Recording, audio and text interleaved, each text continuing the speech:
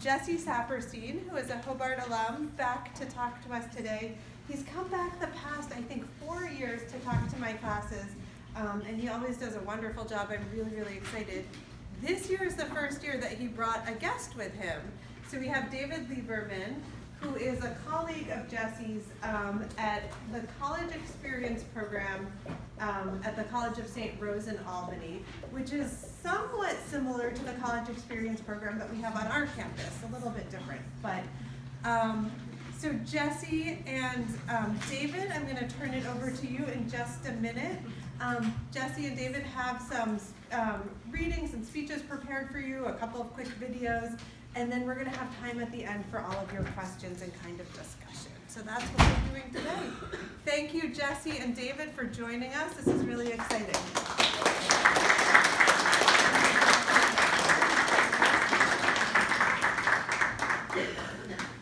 You're on. Do you want to go first, or do you want to introduce? I'd like you to go first because you're what I consider the opening act, meaning that you're a lot cooler and you make me look better with your coolness. The opening act begins. Act 1. I come here today to Hobart and William Smith Colleges, which is actually a very important and special place for me. Actually, I am speaking on this exact campus where 8 members of my family went to this exact college where you're sitting today. Just not at the time when there were iPhones. Also, Jesse Saperstein is a good friend of mine, and as Professor Diana Baker mentioned, he graduated in the class of 2004, about 15 years ago. So he went from 2000 to 2004. Also, I came here 2 years ago to support my dad's 30th reunion and to see this place for the very first time. Recently, I just graduated, and I'll put this on the board if you wish.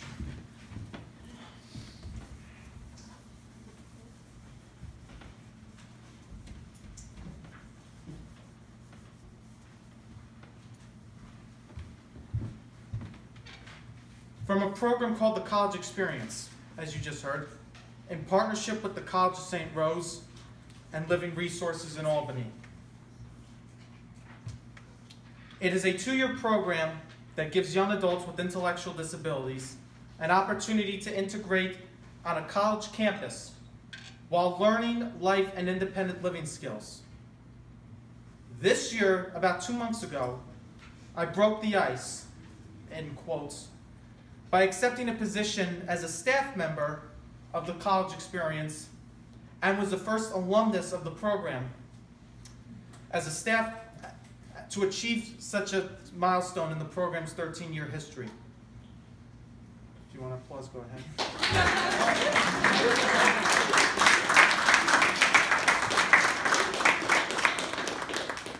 Thank you.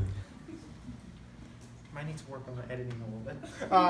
I've also found success as a bellman at the Albany Marriott for the past 1.5 years, which has started as an internship during my senior year from last year to this year, 2017 to 2018. Although the real purpose of the class today is to not talk about my personal life. It's to talk about the basics of autism.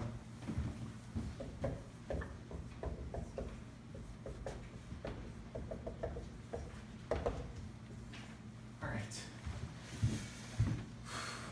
Interestingly, both Jesse and I are on the autism spectrum, but with different challenges and strengths.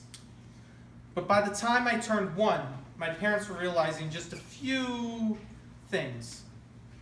They were noticing that I was not talking too much, or very little, or at all. The second, this happened around at the age of 15 months, or babbling language, as what happens when you turn this age. The second was, and this is a specific sign of autism, is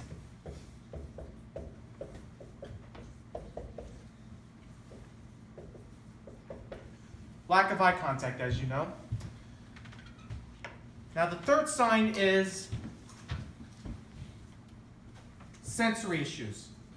And later in our speeches, I'm going to give you an example of how sensory issues helped me through a service. Now, a few services that I received. Early intervention started me with speech therapy. But as time went on, unfortunately, I did not improve that much and continued to have the general characteristics of ASD, which stands for Autism Spectrum Disorder. There are also a few forms of autism as well, and I will get to that right now. One is a lack of interpersonal skills. So right here is the three top basics of autism. There's also a few other things. Interpersonal skills, which means that you do not socialize with other people or you do it very little. Now, this was officially. I was diagnosed with autism, unfortunately, in January of 2002 by a developmental pediatrician as having pervasive developmental disorder not otherwise specified, or for shortened, you can say it this way, PDENOS. It's a diagnosis on the autism spectrum. Now, children on the autism spectrum can receive different services than typical children. I still went to preschool, but only for a special education preschool full-time. The second was speech therapy, as I mentioned earlier.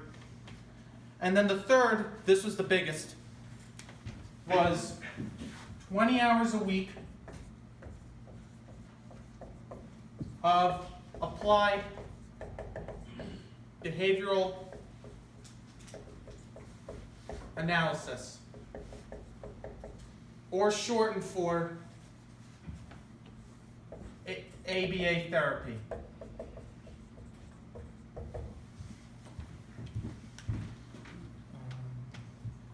This is a positive reinforcement therapy that uses a scientific approach that helps me read, speak, and function in my life today. As time went on, the hours were reduced as I was growing up. And this ABA therapy has probably had the biggest impact on my life and even my ability to function now. Now, what is ABA therapy, as many of you might ask? It uses a small incremental steps to modify behaviors and achieve goals. For example, here comes the example. Yeah, you're welcome to reach out. Everyone knows they can help themselves too. Of course. As a matter of fact, I do not have Wegmans in where I live, so I'm just enjoying the food now. I'll get to that later. So for example, around age 3 to 6, I was terrified of getting haircuts.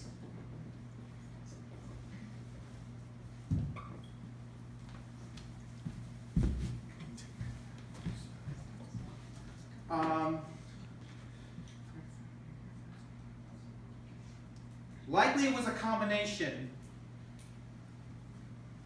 of sensory issues, but also, as well, sensory issues, I'm so sorry, as well as a fear of the unknown impact of what's going to happen as I'm getting a haircut. So, growing up, I had a lot of hair, so not getting a haircut was not an option because, again, I could have problems. So, if every time I was getting a haircut, I would be screaming, kicking, hitting the barber, punching him in the eye. You get the idea. So that's not what a typical person does to get a haircut. So, and this was when I was a kid. So if you know, some kids can cry and scream and if something's hurting them, but not me. So this was way worse. So here's how the processes work. And each step that you take, you earn a reward. And this should be a good tool when you're working with your students someday in the future. So the first process for me was driving by, just driving by the barber shop, as you would say. Because, you know, when you look at certain places, you're going to say, I'm scared, I don't want to go there, I don't want to go into that door, all right? That's the second step, was walking to the door, which was like, and this is doing it without the temper tantrums or anything like that.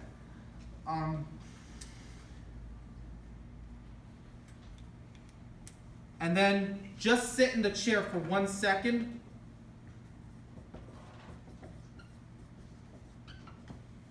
Four is have the barber put the cape on.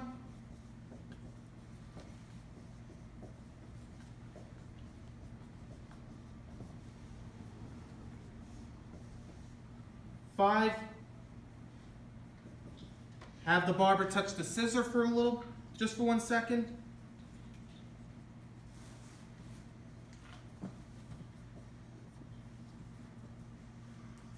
To my hair for 1 second.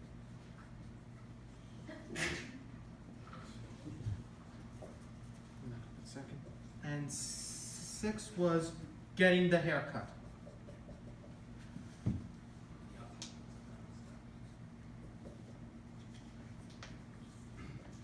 Each of these steps gave me an award. For example, if someone says they like M&Ms or a piece of fruit or anything like that, each of these steps, without complaining, without having that person complain, you give them, like, again, M&Ms or pretzels or anything like that.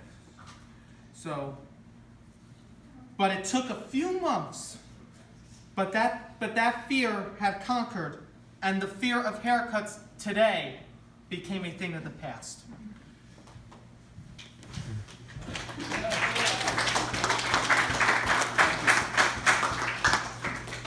Okay, so ABA therapy is very intense, as you know.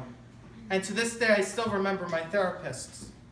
My ABA therapy was discontinued after 2nd grade, but my services continued, which included speech therapy, occupational therapy, or shortened for OT. And I did have a behavioral team in middle school and high school that helped me when certain issues would arise. Now, although the services helped me get to where I am today, I am lucky to have a large and supportive family that encourages me to do better and guide me towards independence.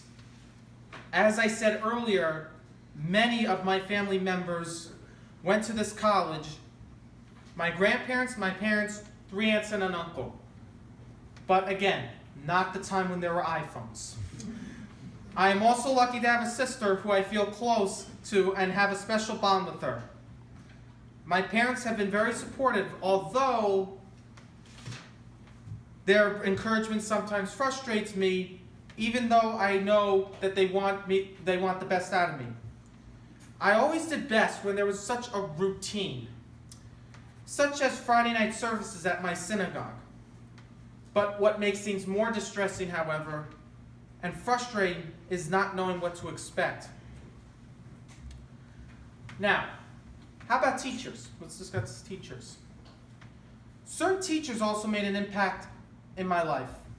When I was in 3rd grade, even though I was in a special class, like self-contained class, I had a regular ed teacher who encouraged me to mainstream into his class. His name was Andrew Pascal.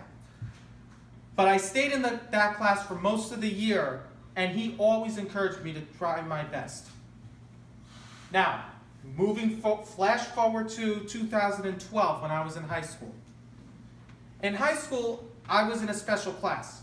There were smaller classes with my special ed teachers and less work than my typical peers, but I was still following the regular ed curriculum.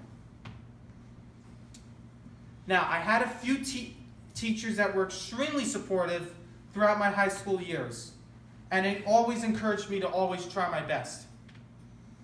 I will let you know that really makes this difference whenever you guys have a student with that kind of disability or even on the autism spectrum. Some issues. I also had some issues with being bullied in high school. But I did have many positive experiences, however. Not everything's negative. For example, I appeared in all 4 school musicals, went to an after prom during my junior year, and then my senior year was elected homecoming king in 2015 during my senior year. I was involved in Best Buddies and had some great buddies, which is the national organization. What to do to prevent bullying? Seek alternative paths to the route to success, and seek help from any of your from teachers or for your assistants or anything like that. I had an experience once, unfortunately, with someone who made inappropriate comments to a friend who I grew up with for almost 13 years. Bullying can be, as you know, it's an extremely terrible thing, and Jesse will mention some of that later. But it does not have to be physical or even in person. As you know, in today's world, we have Facebook, Instagram, Twitter, Snapchat, you name it. That's what causes cyberbullying. Okay. Some hobbies about me. I'm a big skier, and blessed that my grandmother has a house in Mount Snow, Vermont. I grew up learning how to ski and through an adaptive program at Mount Snow, which is in Vermont. This non-for-profit program teaches people who are handicapped or physically disabled, or even mentally disabled, to ski. It has brought an inspiration for people who think that they can no longer do it, but they can. For the past several years, I have volunteered as an assistant ski instructor in the program. And in 2017, I was asked, or I would say I was promoted, to serve on the board of directors, a position that I have taken with great pride. I am very proud of my accomplishments at Mount Snow, Vermont. One big milestone for me was my high school graduation, and graduating with a local diploma and not just an IEP one. My high school graduation was very emotional for my parents. It was one goal they always hoped for, but was never sure I would achieve. Earning a local diploma, here's what the requirements are. Earn certain scores. If you want to write this down, you can. On some Regents exams, as you know. Pass other ones, I'm saying Regents exams, and complete the required coursework. However, leading up to the graduation was a very stressful time for my family and myself. Although a person with disabilities can stay in their school district until the age of 21, I was graduating on time with my peers and therefore not eligible to continue. Typical college like we are here now was not really an option for me since school was a huge struggle with the academics and the socialization and that kind of thing. Finding the college experience program was the perfect combination of independence, life skills, and continuous learning. Today, I am working and living on my own in Albany, New York, with only a few hours of support a week, and despite the fact that I still have goals, not a lot. Here's one of them, and you'll like this. One of my goals is to become more social with my peers and other wonderful people I meet in life, including the female ones. Give me 1 second. Now I'm going like commercial. Hold on. If any young ladies are interested, they may see me after our talk for my phone number. And I do not know if this helps my chances, but my family has beautiful houses in Fire Island and Vermont for many free vacations, so you do not have to take out your debit cards and spend it. I will now proceed to write my phone number on the board and my email address.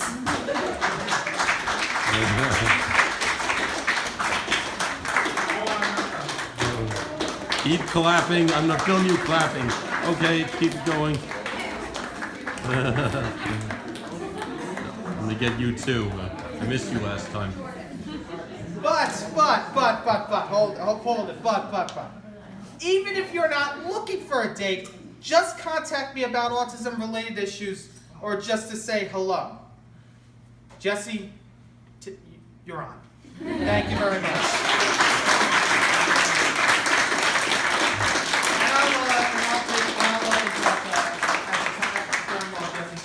I'll say some things. But thank you. Maybe This was the opening act. I think it was a big mistake to let you go first, David. That's an extremely difficult act to follow. No, it wasn't, Jesse. No, it wasn't. But thank you. Yeah. Now it's getting a little hot in here.